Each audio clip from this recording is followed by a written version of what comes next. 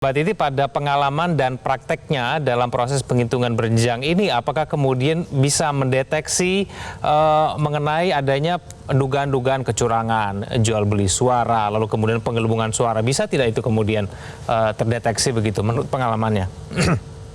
Ya, keberadaan Sirekap ini lagi-lagi kan kita sebagai publik lebih banyak terfokus pada angka-angka yang ditampilkan pada tampilan muka Sirekap. Jadi tidak banyak yang kemudian punya kemampuan mengunduh semua C hasil dan kemudian melakukan rekapitulasi manual. Jadi sekarang misalnya untuk P3, saran saya adalah unduh semua C hasil yang diupload di Sirekap, lakukan rekapitulasi internal partai.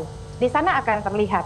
Nah, pola-pola selama ini ketika 2019 misalnya, ada tanda kutip perilaku ketika ada ketidaksinkronan antara pengguna hak pilih dengan suara sah dan tidak sah, atau kemudian konfigurasi angka saat rekapitulasi, lalu suara yang kemudian masih merah tidak balance, itu dimasukkan dalam suara tidak sah, atau sebaliknya dilakukan redistribusi.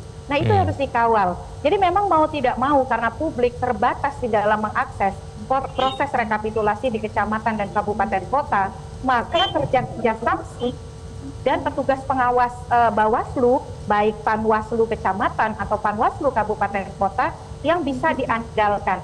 Karena dalam situasi hari ini, kita kalau publik misalnya mengakses rekap di kecamatan atau di kabupaten kota, tidak banyak yang punya kapasitas itu. Nah, sebaiknya lagi-lagi ya, partai politik unduh semua C hasil yang ada di Sirekap, bandingkan dengan salinan C hasil yang mereka punya, hati-hati dengan suara tidak sah, hati-hati dengan sisa surat suara, dan hati-hati dengan pergerakan suara dari partai-partai yang diproyeksi tidak lolos ambang batas parlemen. Karena biasanya ditemukan pergerakan di sana. Jadi itu yang memang bisa kita lakukan karena lagi-lagi kita tidak punya banyak kemampuan sebagai publik untuk hadir di setiap proses atau ruang rekapitulasi, baik di kecamatan ataupun di kabupaten kota. Tapi Sirekap ini bisa dimanfaatkan untuk penyeimbang sebagaimana tadi saya sudah sampaikan. Oke, baik, kita akan awasi bersama dan kita update terus ya mengenai proses penghitungan suara real count ini setiap parpol. Apakah akan ada kejutan berikutnya? Kita akan nantikan bersama. Terima kasih Prof. Burhan, terima kasih Mbak Titi dan Mas Dede telah bergabung